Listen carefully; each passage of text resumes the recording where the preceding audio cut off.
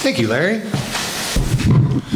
All right, so the sermon today is Borders and Boundaries. I think that's the title that I used. Yeah, okay.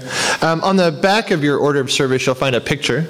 This is one slat in the fence between Nogales and the border of Mexico and the United States. They're pretty big iron things that go about 20 feet in the air. On it, you'll see two candles that are spray painted on there. Those candles run for about, I don't know, half the length of a football field, and each candle represents somebody who died in crossing the border. It's in front of a monument that was created as a memorial for a young man named Jose Santonio. I don't know if you're familiar with Jose Santonio, but 4 years ago, Jose Santonio was standing on the corner of a street in Nogales, and he was shot dead by the Border Patrol on the U.S. side of the border. The Border Patrol claims that he was throwing rocks at them and they were in fear of their life. And so they shot him 14 times with an AR-15. That was just the amount of bullets that hit him. The building behind him has probably twice that many. The building has left some of the bullet holes specifically in the building to help remind the community what happened. There's a cross there with this picture and a large painting as well of him there at the border.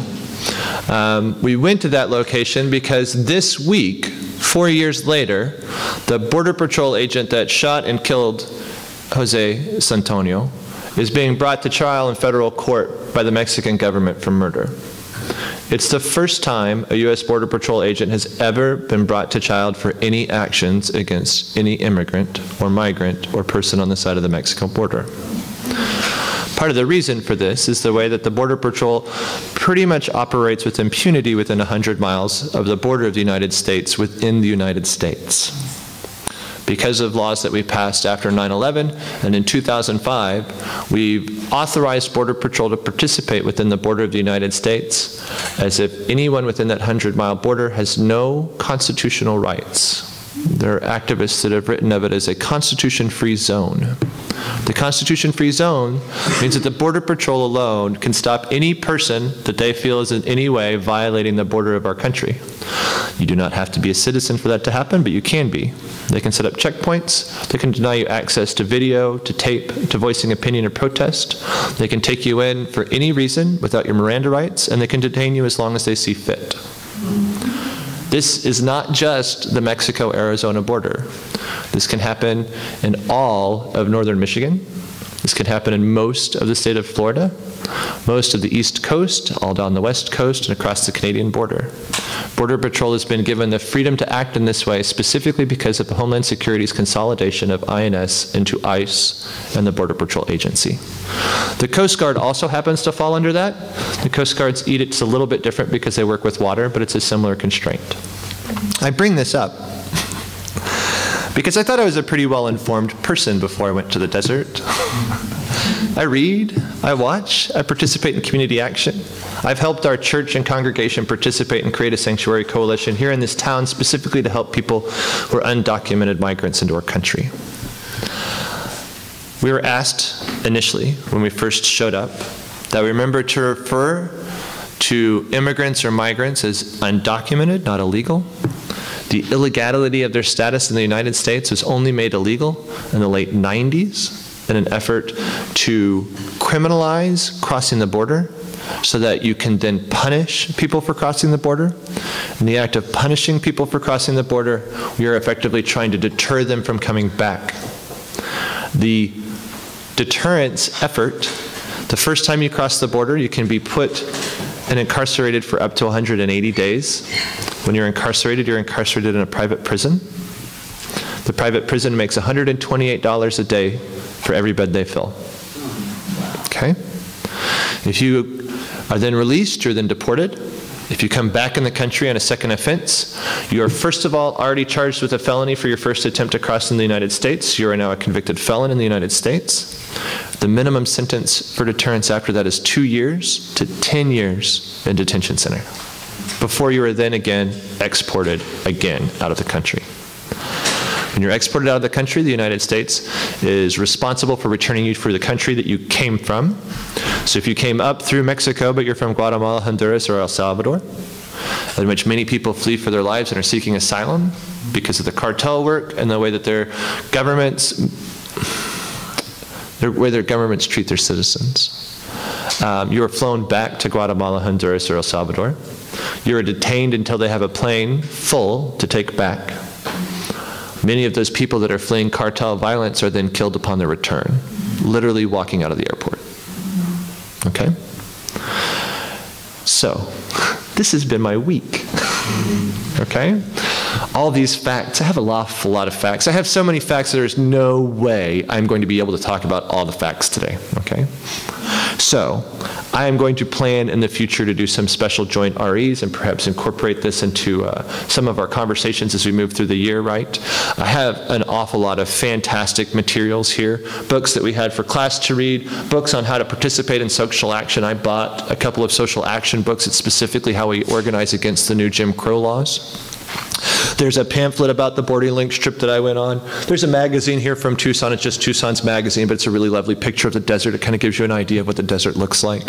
It's not sand. It's very harsh rocks. Pretty much every plant that grows in the desert has dangerous, large, long, painful spikes on them. So there you go. There's Designed to Kill. It's a pamphlet that talks about the Operation Deterrence, which is part incarcerating immigrants for the illegality of their presence in the United States, but it also talks about how the United States actively after 9/11 began to funnel migrants away from cities and places of safety, easy places to cross into the United States, and funneled them into some of the most dangerous deserts we have in the U.S. The specific idea being that either they'll turn back or they'll die in the desert. Either way, we can wash our hands of it. Because of those actions, No More Deaths, a group that works on the border and specifically puts out water and creates humanitarian aid stations between Mexico, the U.S.-Mexican border, and like the nearest cities, has really ramped up their activities. Since 2005, when we really actively began to be part of the deterrence effort, prior to 2005, you averaged maybe 2 or 3, 5 or 6 deaths in the desert. I think they said in 10 years they had just under 100 deaths in the desert. After 2005 to now, they've had over 8,000 people die in the desert. Many of the bodies aren't recovered or found until the monsoon season comes and the rains wash them out of the places where they were hiding and they passed away. Part of the issue is that many of the people on the Mexican side of the border are told that it is very easy to pass. All they need is a gallon of water, a handful of clothes, a special pair of shoes to keep their tracks from being seen by the Border Patrol. They're told it'll take maybe 2 days to get to the nearest city and get to help. The reality of the situation is that in the desert, with the terrain as the desert is, to walk 1 mile in the desert takes almost 2 to 3 hours. So 20 miles of travel through the desert takes somewhere between 3 to 6 days. And for those of you who know anything about how long you can survive without water, you realize that that is a very difficult thing to do, right?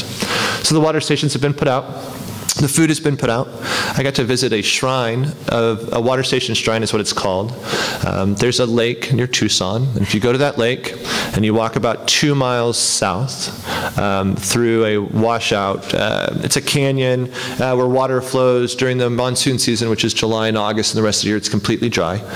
It's full of rocks that look pretty much like these. They're little rocks. They're not super smooth. Like if you're used to like river rocks in Colorado where they've been worn smooth for a really long time, it's not what you're going to find there.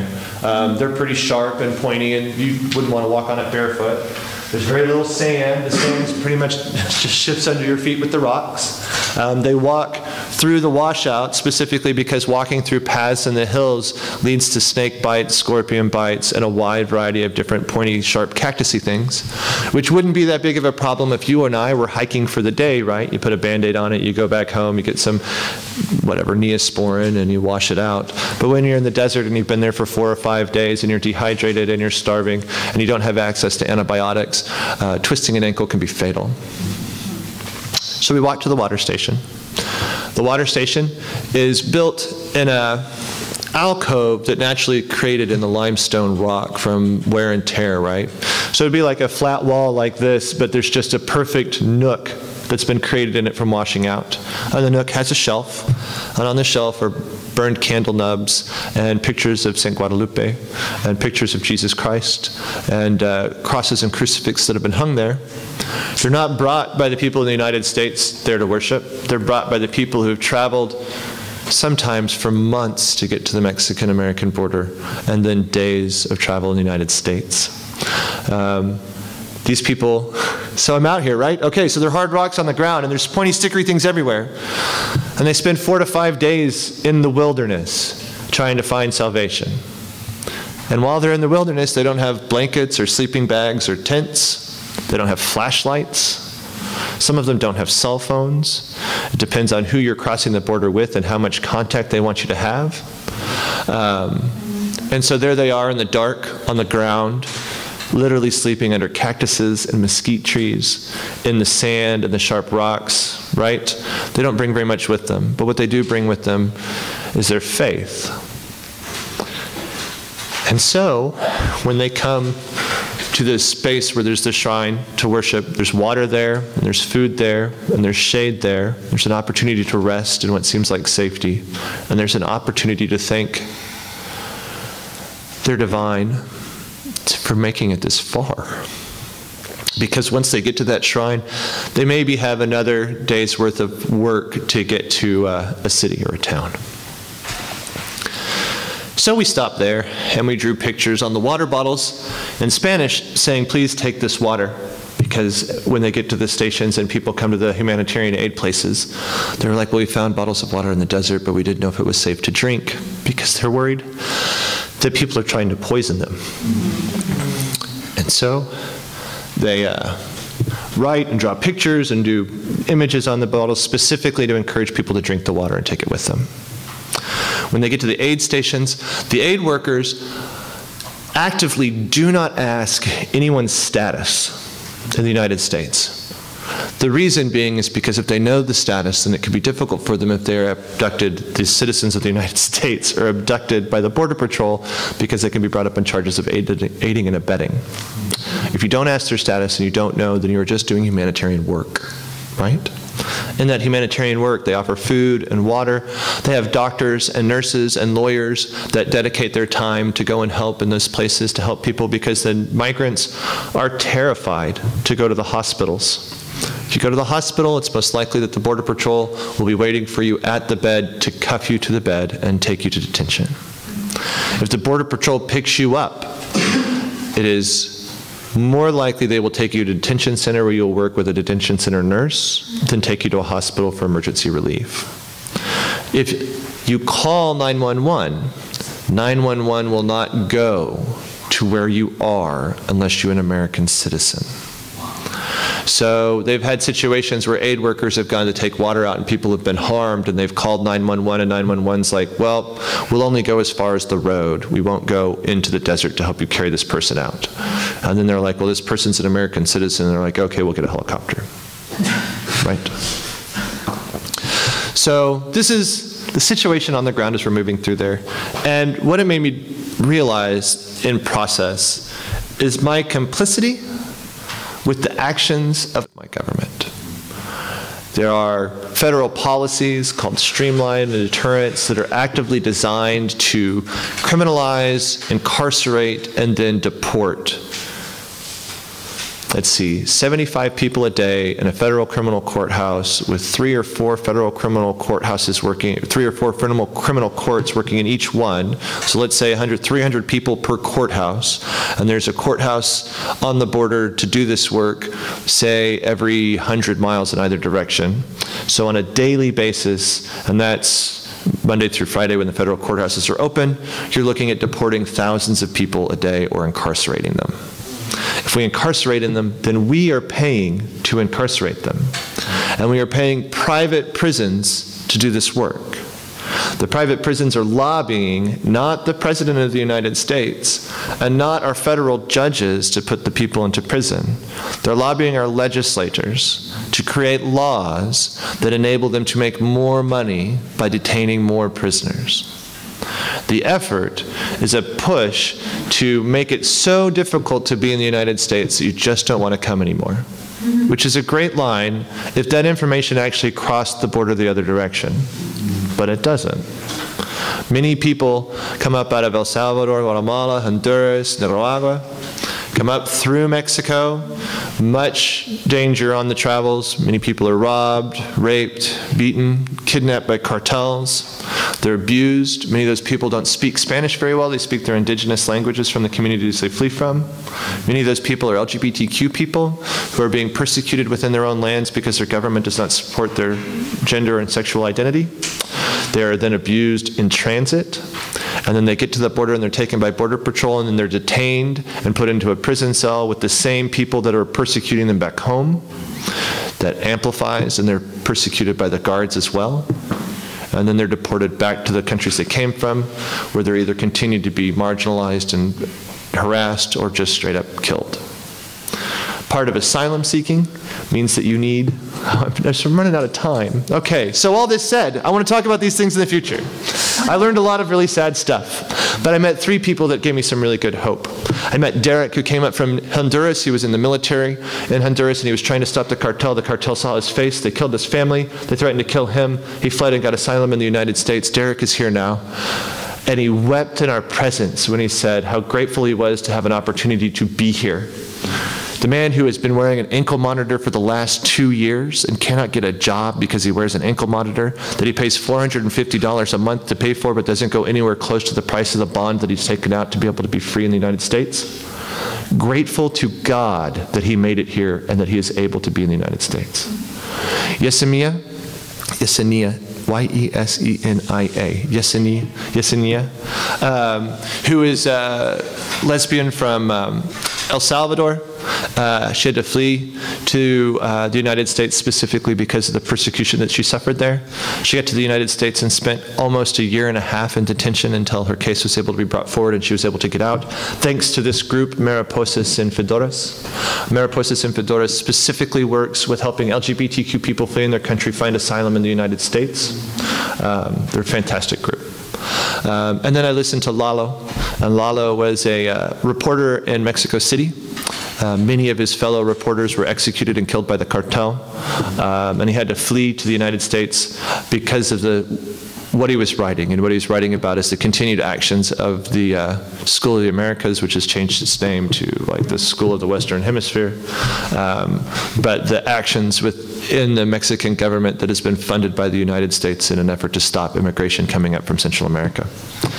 All 3 of them had very positive and encouraging things to say about the horrible way that they've been treated by our government. And all it can make me think, as I sat out there in the desert, without water, surrounded by people waiting to get on a bus to go back, was how hard it would be for me to spend the amount of time away from my family that they're spending away from theirs. How difficult it would be to cross the desert and suffer, but still have faith in a divine that's going to bring you sanctuary. The Samaritans that answer their doors and offer water and food instead of prison and cuffs. The opportunity that is still seen in our country, even though our country is actively working to deny that opportunity. I'm going to leave you with this.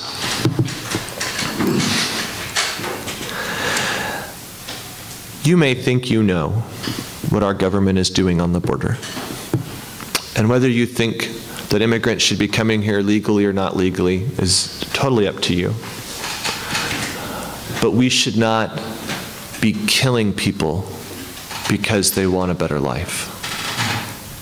And we should not be allowing people to die in the desert because they cannot get immigration status to work to feed their families. We should not be denying asylum to people who are being tortured and imprisoned and murdered in their home countries because we are afraid of the truth that they will tell if they are given a space to tell it. It is time for us to be the humanitarian country that we say we are in the world. And as far as I can tell, the simplest path to that is to change the way that we make laws so that our borders are not about militarizing and arming defense, but about creating humanitarian and understanding options for people to return to their families with money in their pocket, as opposed to leave them in the desert. I'll have more on this in the future, and I'll get into more detail, I promise. But I want you to know that there are things that we can do to help, and there are people out there that are actively working to do better. And I think that our congregation is one of them. Thank you.